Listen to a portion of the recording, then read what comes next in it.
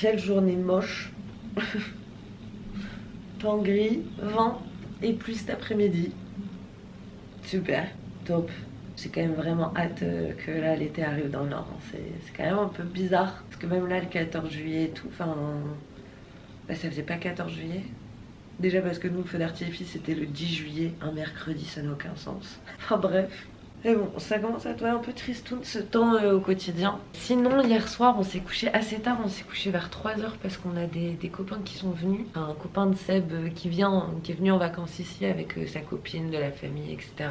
Du coup, c'est quand même très stylé de vivre dans un endroit où les gens viennent en vacances. Aujourd'hui, qu'est-ce qui est prévu? Alors, pour ce matin, moi j'ai du boulot à faire. Il faut que je travaille sur un montage. J'ai du sous-titrage à faire, de petites choses comme ça. Je pense que ça va me prendre une petite heure. Après, une fois que j'ai fait ça, je vais acheter ce qu'il faut pour faire une quiche au poireau.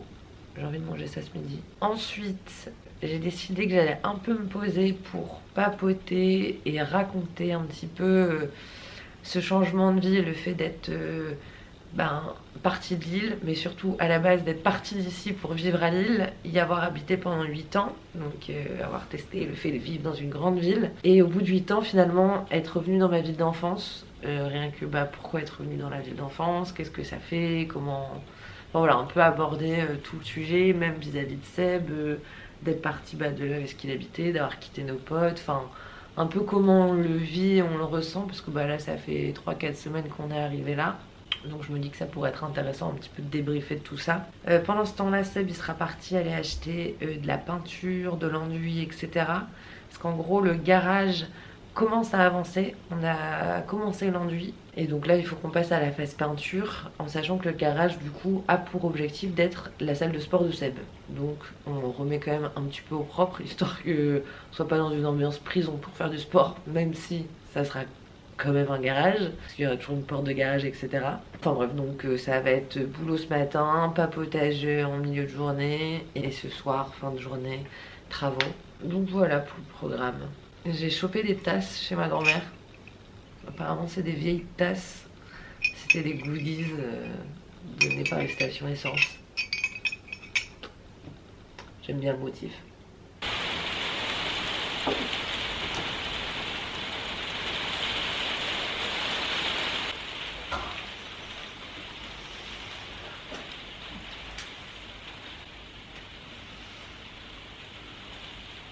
Alors, je profite d'être à mon bureau pour vous parler du partenaire de cette vidéo qui n'est d'autre que Clean My Mac avec qui je travaille depuis des années. Pour vous résumer, Clean My Mac, c'est vraiment la boîte à outils du MacBook qui fait que si vous avez un problème et que vous avez Clean My Mac, alors vous n'avez plus de problème. Je vous ai parlé de nombreuses fois de ce logiciel en profondeur sur tous les petits outils qui sont rattachés à Clean My Mac qui sont extrêmement pratiques. Mais là, j'avais envie de plus vous parler en détail du menu bar. Donc le menu bar, c'est ce petit icône qui est toujours affiché sur le MacBook.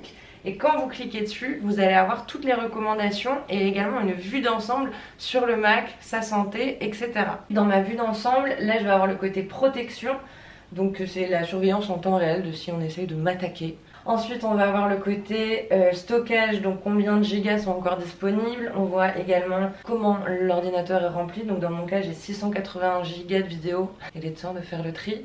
Et d'ailleurs pour faire le tri on a ensuite l'outil télescope qui permet de visualiser la taille des fichiers, donc pour faire du nettoyage c'est très pratique. On va aussi avoir le côté mémoire vive, donc quelles sont les applications qui sont gourmandes en énergie. On a aussi l'aspect batterie, donc la santé de la batterie, si elle n'est pas trop chaude, combien de cycles de recharge il y a eu, comment elle va. On a aussi le processeur, des informations sur la connexion, les appareils connectés, etc. etc. etc. Et là c'est sans compter aussi toutes les fonctionnalités internes à Clean My Mac qui vous permettent vraiment de gérer tout ce qui est possible et inimaginable sur votre MacBook. Si jamais, moi j'ai une offre qui est disponible, un code promo de moins 20% qui sera disponible en barre d'infos, mais surtout vous avez la possibilité de faire un essai gratuit de 7 jours. Donc c'est l'occasion de venir télécharger l'application, voir un petit peu comment ça réagit sur votre Mac et vous allez voir que ça fait un bien fou et que vous allez être en mode pourquoi je ne l'ai pas téléchargé plus tôt. Donc voilà, tout est en barre d'infos et puis moi je vais me mettre à mon montage là.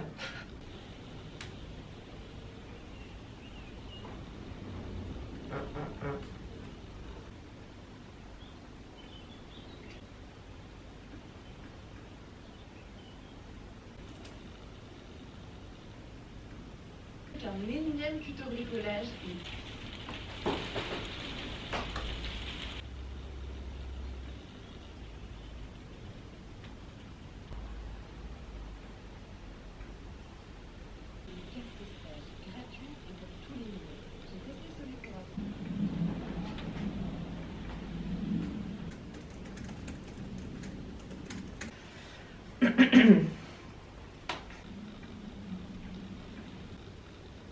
Oui, allô?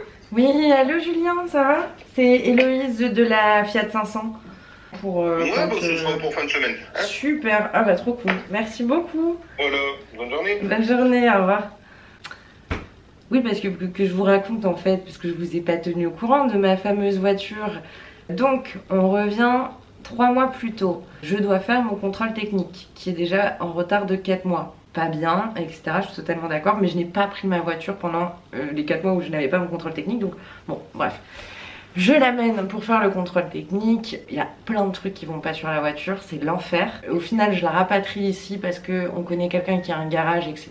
Donc un peu plus confiance parce que j'ai toujours peur de me faire douiller moi dans les garages. Enfin, je veux dire, entre ma tête et le fait que j'ai une Fiat, je veux dire, je suis un bingo pour une arnaque. Je n'y connais rien en bagnole. Donc on fait toutes les réparations, etc., etc. Sauf qu'au même moment, on est en train d'emménager ici, donc un peu, voilà, t'es pas très concentré sur le fait de devoir faire la contre-visite de ta voiture. Et 2 jours avant la fin de ma durée de validité j'ai passé un contrôle technique qui n'a pas été validé, mais du coup j'ai 2 mois pour faire les réparations. Je m'en souviens et donc je prends rendez-vous pour faire la contre-visite. Jusque là, on se dit top, on est dans les délais, etc. Et au moment de prendre la voiture, faut savoir que déjà moi je suis une stressée du fait de conduire. J'ai eu longtemps peur de conduire, j'ai quand même réussi à reprendre un peu en confiance en reconduisant à Lille un petit peu. Sauf qu'il y a 1 an de ça, j'ai un pneu qui a explosé sur l'autoroute, ce qui n'a pas été quelque chose qui m'a rassurée. Mais bref, j'avais repris un peu sur moi, enfin plein de soucis avec ma caisse, donc bref. Pour aller à la contre-visite, Seb m'accompagne et je lui dis vas-y tu conduis la voiture puisque tant que j'ai pas ma contre-visite qui dit c'est bon, elle peut rouler, je veux pas la conduire. J'ai eu du flair parce que donc on avait 15 minutes pour aller au truc de contrôle technique. Vous n'êtes pas obligé d'ailleurs de faire votre contre-visite au même endroit où vous avez fait votre contrôle technique et heureusement que j'ai pas été à Lille avec. Bref, on a 15 minutes de voiture et là sur l'autoroute, donc c'est Seb qui conduit, il me fait bah la 5e elle passe pas sur l'autoroute. C'est 4-5 fois ça ne passe pas. Donc, enfin tu sais c'est quand même toujours étonnant de pas réussir à faire quelque chose qui est normalement très simple à faire, de passer une vitesse. Donc il reste en 4e, on se dit ok, bon bah c'est pas le moment le plus adapté quand même pour que la boîte de vitesse lâche. On arrive au niveau d'un rond-point, la 3e passe pas. La 2e passe, mais pas la première. Et la 4e c'est bon, elle est repartie aussi, impossible. Donc c'est à dire qu'on se retrouve en plein centre de Boulogne-sur-Mer avec juste la seconde. Et il faut savoir que le Nord, enfin le Pas-de-Calais, et notamment Boulogne, etc. ce sont des villes très vallonnées. T'as des côtes, mais de fou. On arrive pas loin du truc, donc en 2e, extrêmement dangereux. Enfin après c'est juste, tu peux pas t'arrêter dans un rond-point, enfin bref. On va jusqu'au truc de contre-visite. Une côte pour arriver au truc de contre-visite en plus. Donc bref, on se gare.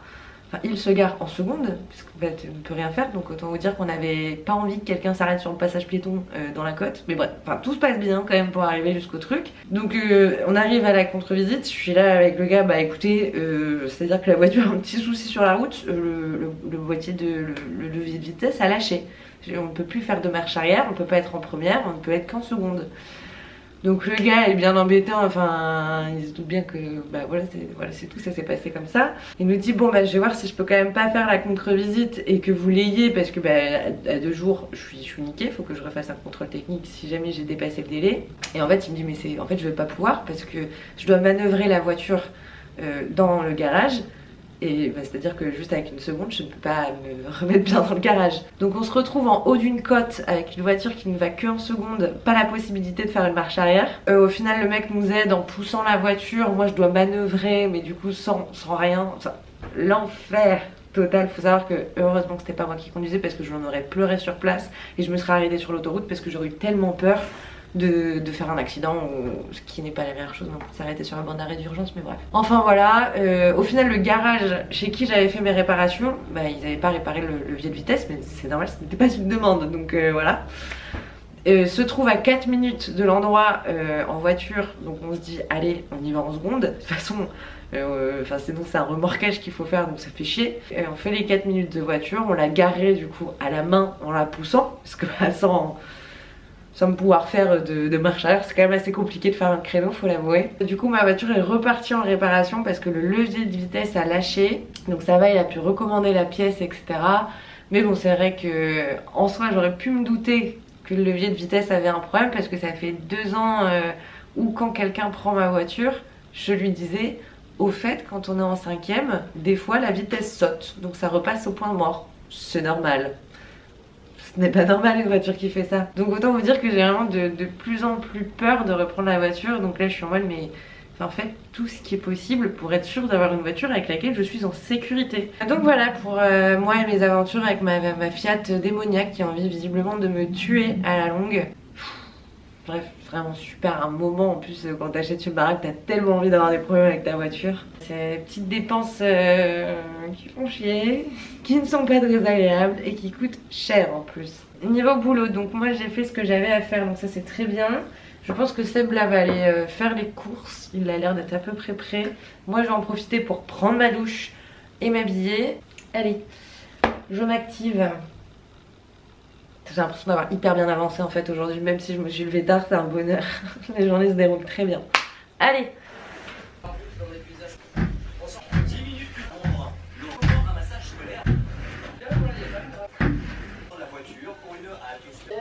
Voilà, on fait au plus simple. C'est une journée importante à la mairie. Annie attend la visite de la coordinatrice de l'INSEE pour le recensement.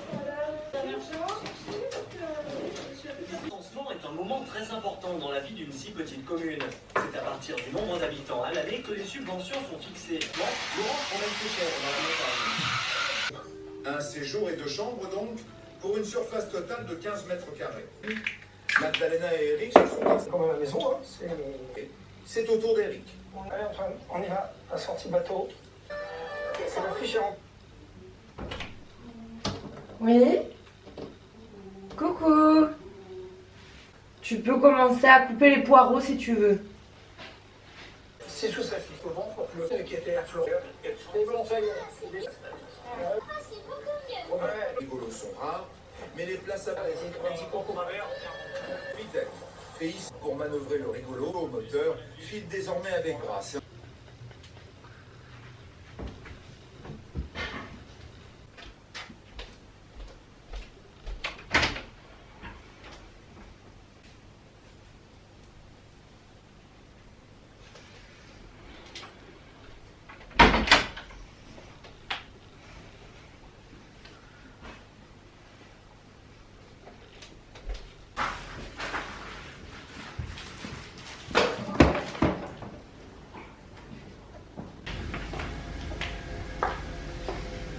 Ça avance bien ici.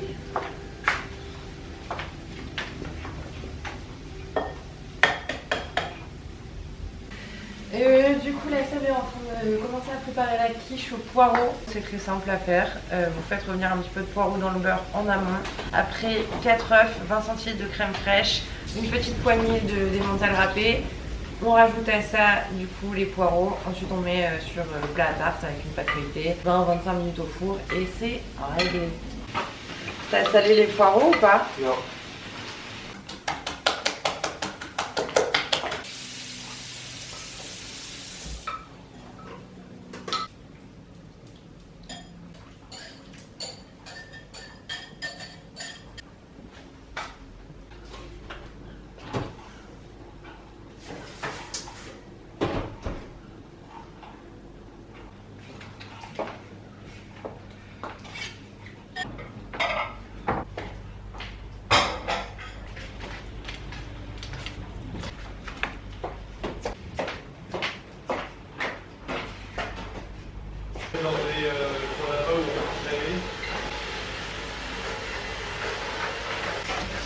C'est même à la minute des travaux finis.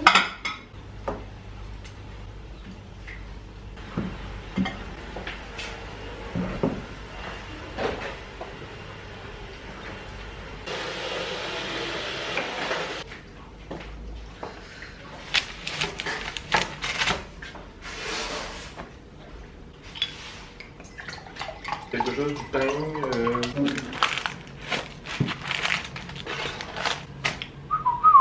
Merci. Youhou. C'est bouillant. En général, quand ça sort du four, ça a tendance à être chaud. C'est un truc que j'ai remarqué aussi. Je suis contente que tu sois d'accord avec moi. Bon appétit. Bah, Putain, t'es bronzé toi? chien ou chat, alors? Chien, c'est mieux. En premier?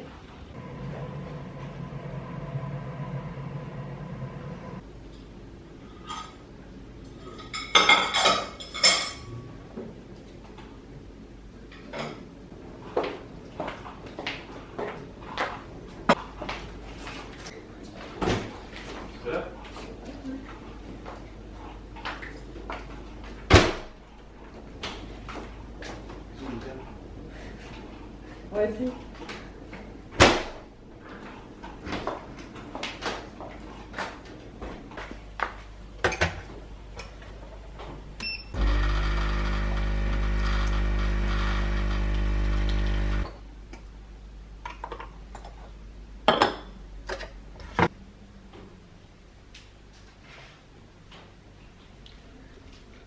Bon, il est l'heure de papoter et d'aborder un peu le sujet de décider de là où on veut vivre plus tard. Je me suis faite une petite trame pour pas me perdre parce que j'ai tendance à trop parler en général.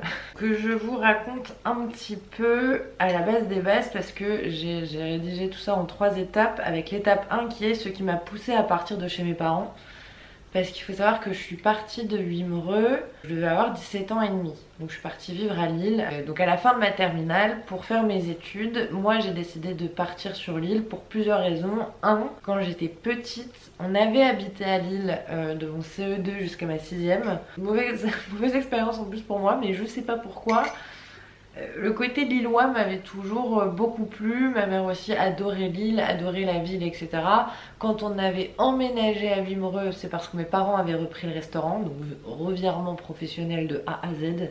Revirement professionnel assez impressionnant d'ailleurs, hein. Vraiment ils n'étaient pas du tout là-dedans avant. Mais ce qui fait que j'avais déjà une petite accointance avec la ville de Lille, parce que c'était une ville que je connaissais et que je sais pas, je me sentais plus originaire de Lille que je ne me sentais wimereusienne en fait, je pense. Donc vient la fin du lycée, il est l'heure de passer aux études supérieures. Moi je savais que je voulais faire des études sup.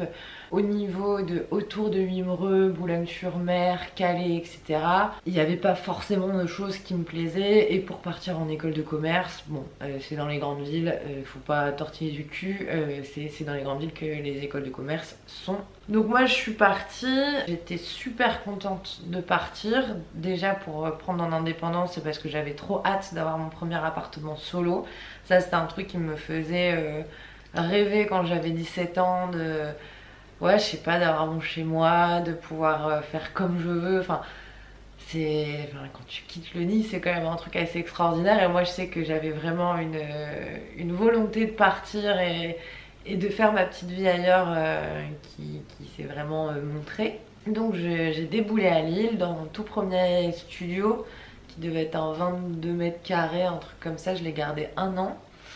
Parce que entre deux j'étais censée partir à l'étranger mais non, mais du coup j'avais rendu mon studio et ensuite j'étais dans mon autre studio que vous avez connu dans lequel je suis restée 4-5 ans, quelque chose comme ça.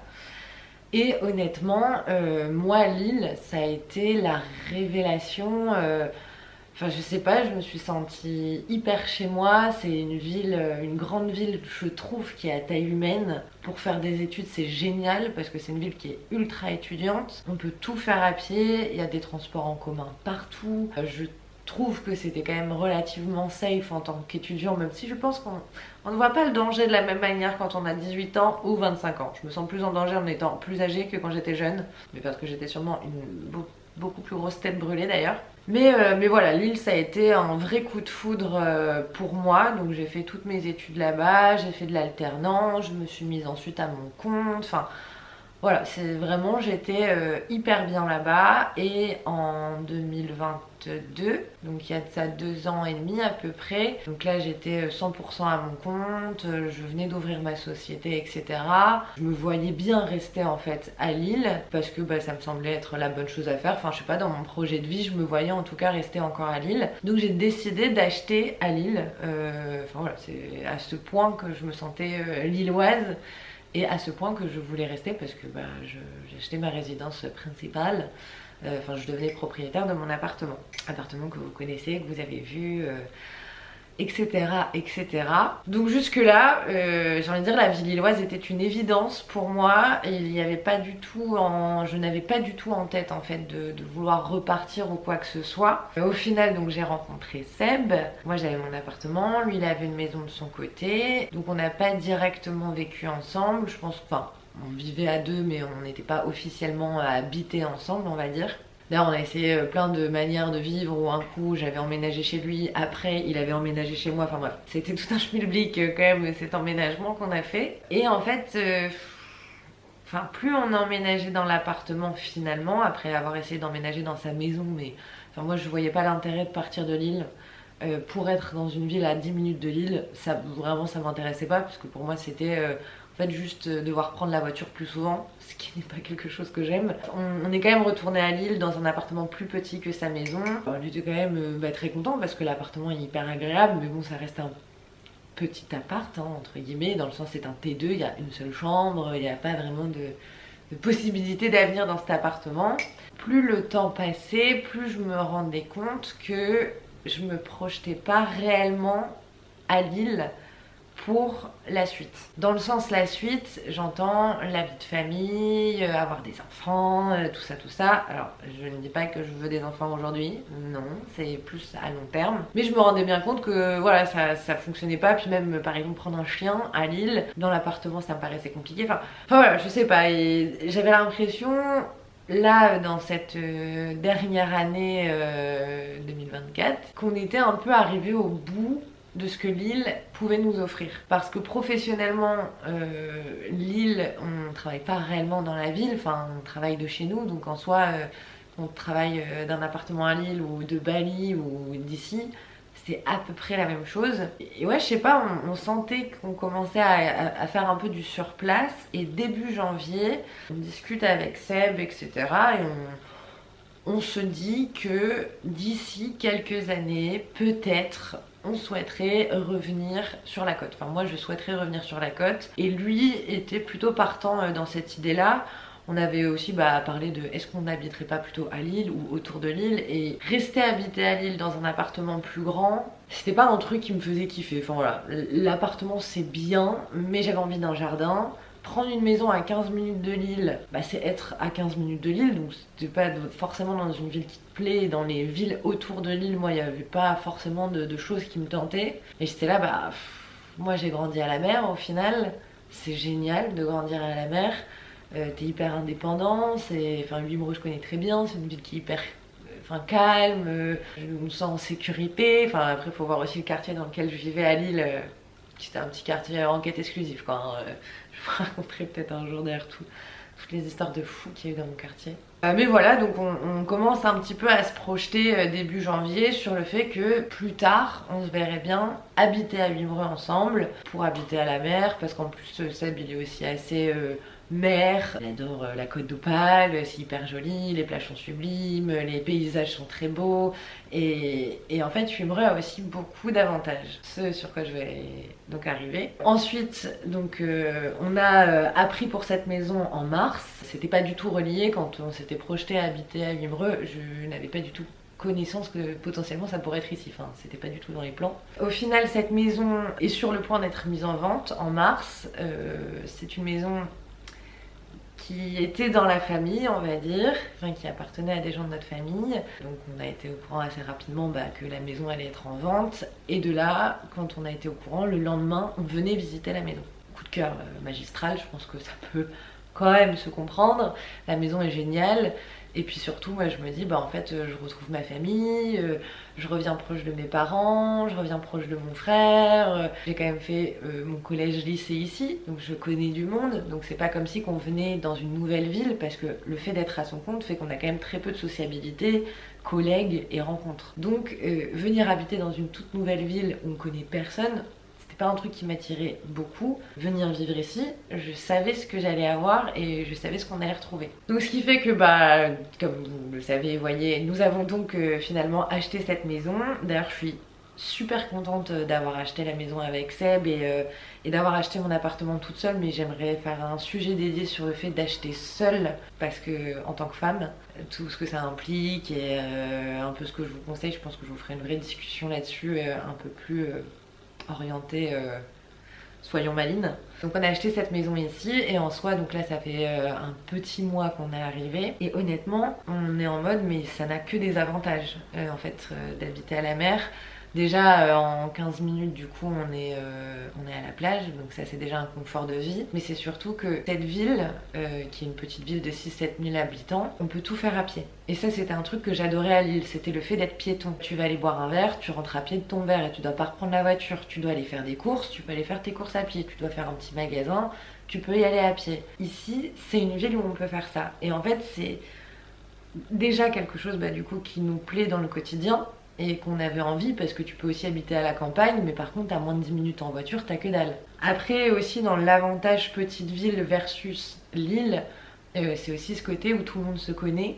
Alors c'était quelque chose que je n'appréciais pas forcément quand j'étais jeune, parce que je trouvais ça restrictif, je sais pas comment dire, mais j'avais l'impression que je pouvais pas être qui je voulais quand j'étais plus jeune.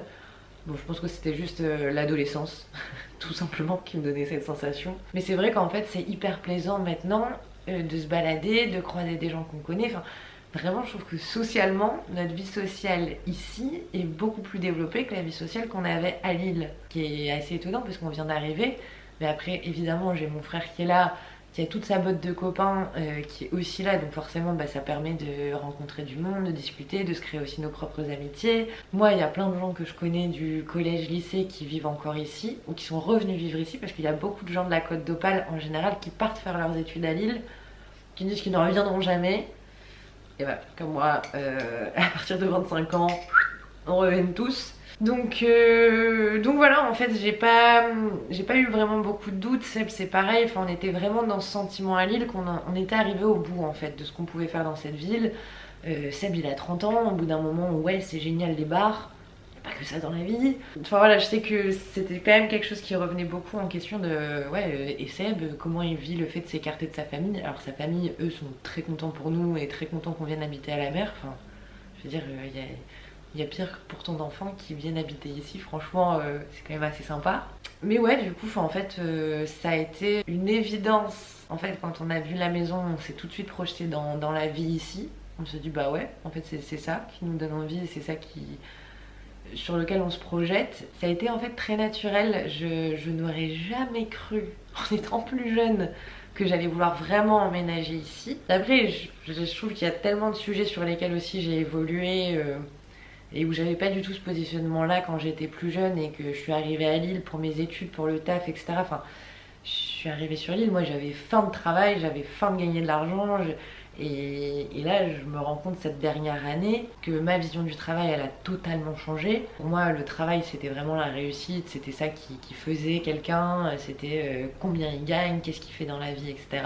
Bon, un petit peu d'évolution sur le sujet. J'ai pas du tout envie que le travail soit le centre de ma vie. Moi je veux que le centre de ma vie ça soit m'occuper de mon jardin, aller à la plage et passer du temps en famille. Toutes mes priorités, tout ce que je voyais de la vie quand j'étais plus jeune, enfin quand j'avais 18 ans, correspondait totalement aux grandes villes. Parce que de toute façon quand t'es dans une grande ville, bah, il faut profiter et t'as énormément d'opportunités, de tout ça.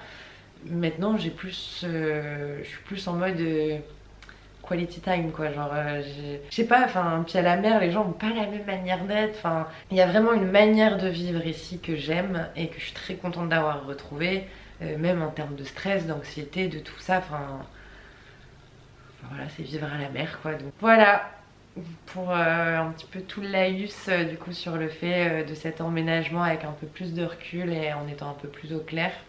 La Seb est partie à la banque et ensuite acheter de la peinture.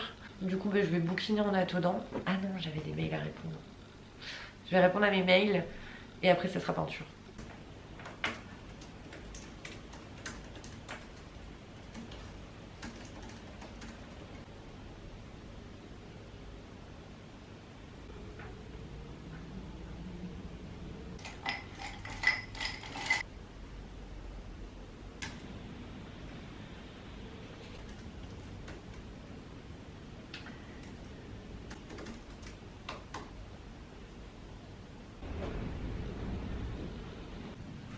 Hello. Hello.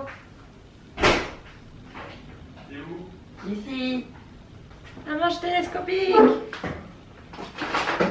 C'est des papiers peints de terre. Ils sont jolis, hein. Ils sont splendides. Ils sont splendides, là, littéralement. Splendides de chez Splendide. Il met bien en valeur en plus. Hein. Ouais. Je vais me mettre en tenue de travaux du coup. Ouais.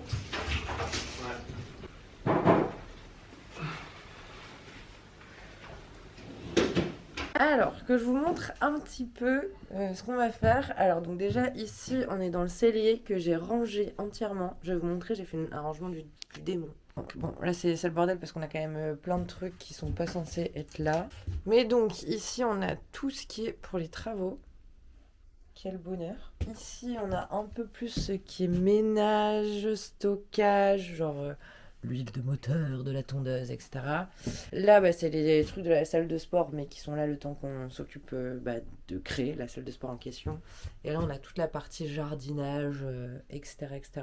Enfin bref, très, très bien. Et donc là, nous arrivons dans El Famoso Garage. Sachant qu'il y a déjà des petites choses qui ont été faites. Donc déjà, tous les murs ont été à peu près rebouchés. Enfin, il y avait des énormes trous partout, des jointures... Enfin bref, où il y avait des trous de fou partout. Donc tout n'a pas été entièrement réenduit. Enfin, Seb voulait pas forcément un rendu lisse, mais juste un peu plus propre pour ensuite venir peindre. Donc là, l'objectif du jour, bah, c'est de commencer à peindre les murs et peindre le plafond, en sachant que Seb veut peindre les poutres en noir pour que ce soit plus joli. Donc voilà, quelle couleur d'ailleurs? Beige, c'est ça? Une sorte de beige comme ça. Ok.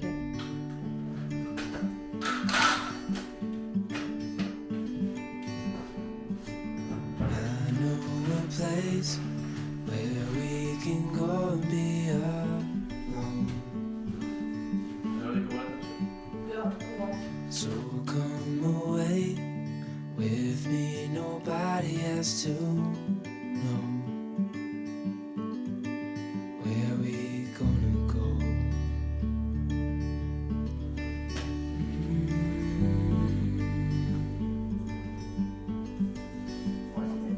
I was just calling to see if you're free to run away with me,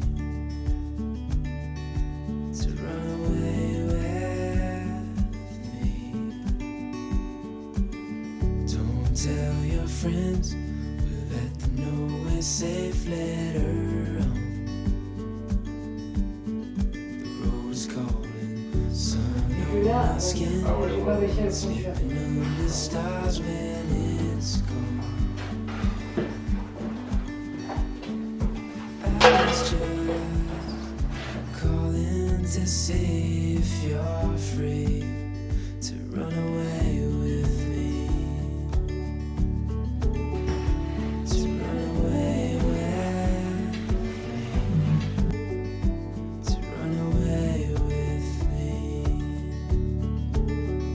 to run away with me. Away with me.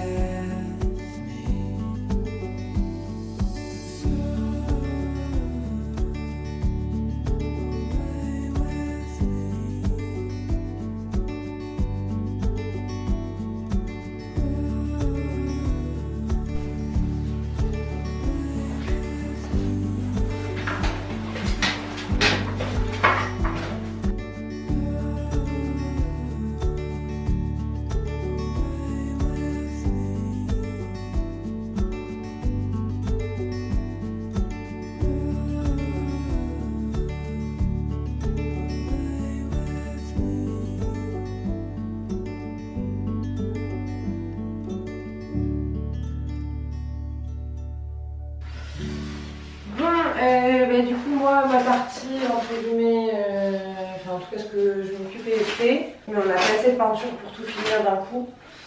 Donc, je pense qu'on va faire jusqu'à la moitié du plafond. En sachant que, donc, exactement, au plafond, là, donc on va venir peindre les poutres en noir. Et pour ce qui est du sol, on va venir faire un réagréage et venir ensuite le peindre en noir et mettre des sortes de grandes plinthes assez hautes pour tout le côté dégueulasse et pas fini du bas du sol parce que ça fait un peu crapette et ça permettra d'avoir juste une petite finition qui je pense fera la différence dans la pièce.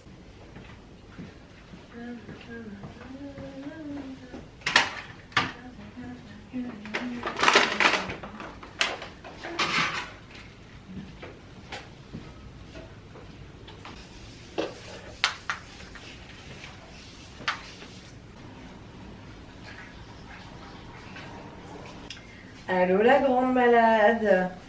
Alors, comment ça va? Et pourquoi pas, il y a bien eu une première personne, hein.